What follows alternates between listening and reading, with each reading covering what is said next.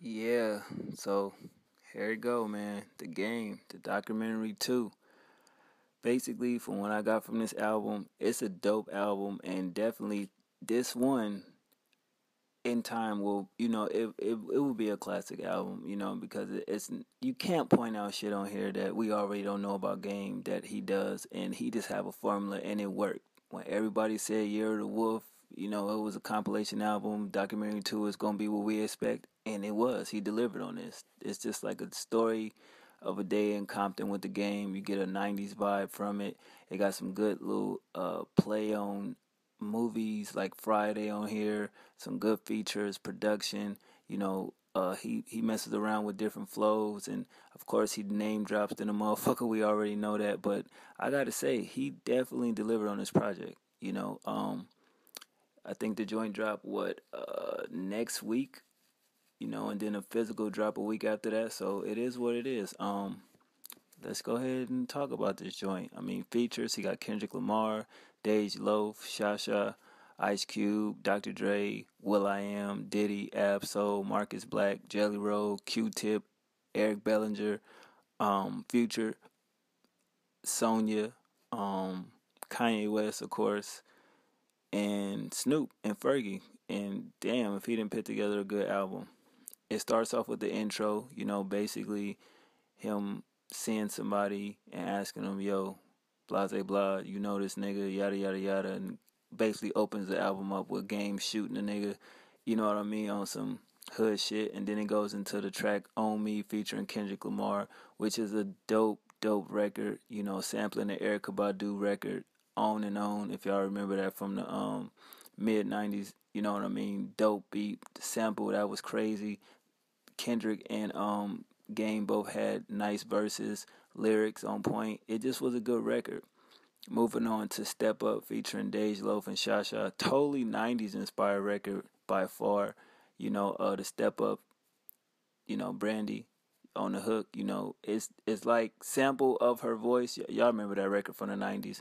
I don't know why my cousins and sisters love that record. But, this record was dope. It was something where I was like, okay, he definitely going with the whole 90s vibe on these songs, and it was dope. Going into Don't Trip featuring Ice Cube, Dr. Dre, and will.i.am.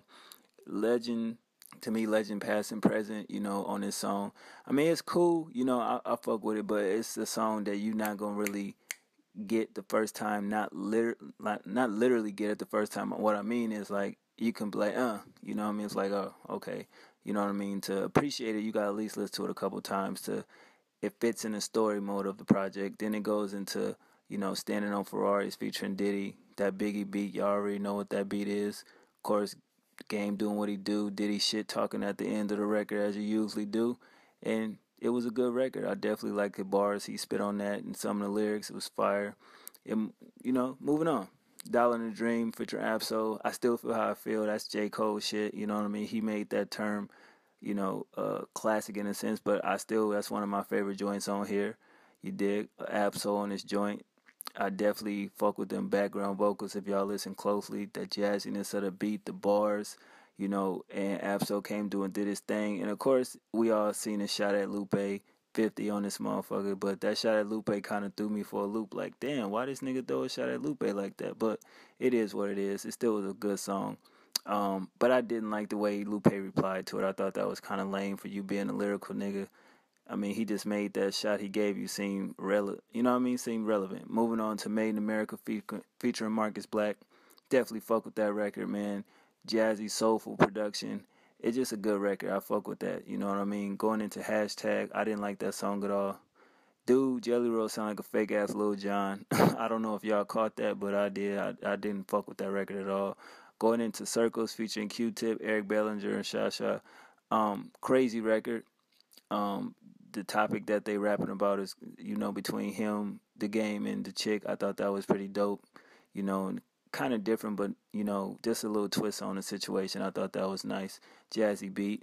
Going into the Uncle skit, Game learning knowledge, as well as giving it on some real nigga shit. I definitely fuck with that.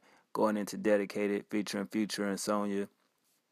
The first verse I feel was about his baby mama, and from that point on, I think the song was cool. It wasn't bad. Future wasn't bad as well. I definitely thought it was a good record.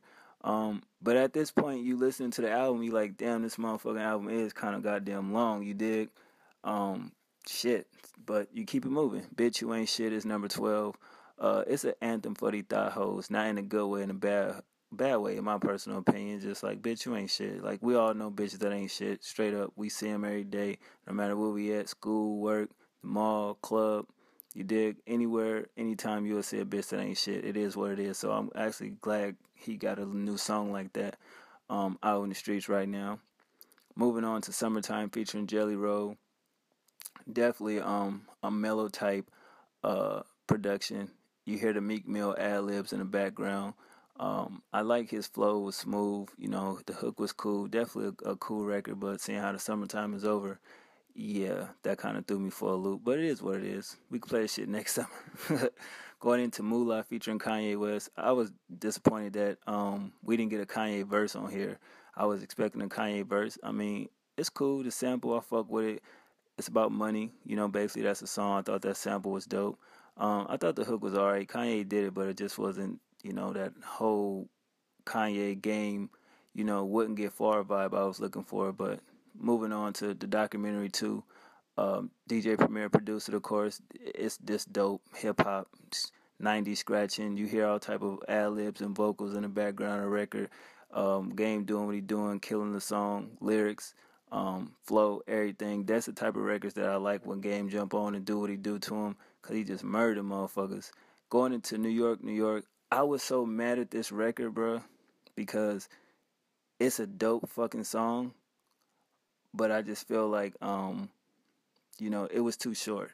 And at the end of the documentary too, you got DJ Clue, DJ Envy, and Funk Flex dropping, you know what I mean, they little, I guess, thoughts on the game at the end of the record going into New York. So that made sense. But I just thought this record was dope. It was soulful. I listened to his bars carefully. That shit was pretty dope. But at the same time, it's just like I felt that should have been a whole song. You know, it's like you cheated us because when you get game with records like this, it's just like, holy shit. You want him to at least do a good 4 minutes and 30 seconds on a record like that. But he kept it short and sweet. And then, of course, it goes into 100 featuring Drake. We already know that's what's up with that song. You know what I mean? I fuck with it. It was the first single. Of course, Drake verse going at Cash Money. And I actually paid attention to Game first verse. You know what I mean? Really paid attention to it. And I was like, oh, okay. So I came to appreciate the song more. And then I did very like the first time because at first I wasn't really fucking with the song. Going into Just Another Day, his flow was decent. I'm not gonna sit there and say it was bad. The melodic beat, I thought it was cool. Listen to the instruments closely.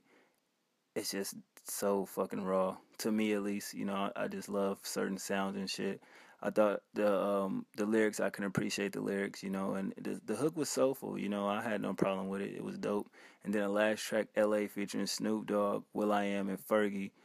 I'm gonna put it like this: it was a great album closer. He got Will.i.am to actually rap on some rap shit. You know, Snoop did his thing, Game did his thing. The production was fucking crazy. I love that hook. It was just a dope song, a great album closer, man. Overall, in my personal opinion, listen to this album. You know, of course, it's the leak version. Don't give a shit. I'm still buying it. I listened to this shit 5 fucking times in one night.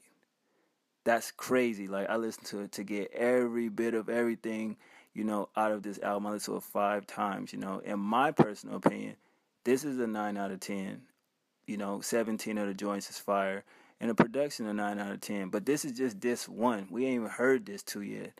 You know, but this is what I thought about the project. If y'all haven't heard it, y'all definitely gotta wait.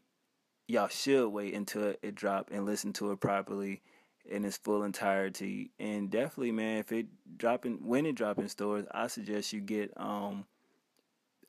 buy it, you know, just to listen to it as a whole. Because if it's going to be content like this, I may take back my words and feel like, shit, it's not enough songs. It's pretty fucking dope if it's going to be content like this. And the story continues. Because as you see the last song, he driving away and you know what I mean? in a whip, and it's like, okay, on disc 2, is he gonna continue that? If he continue it, I think Game put out a phenomenal album, so I can't wait to hear disc 2. But other than that, I don't want to make this video too long. Y'all let me know what y'all think about it. I fuck with it. Can't wait to purchase this album. And yeah, man, y'all let me know what y'all think. All right, one.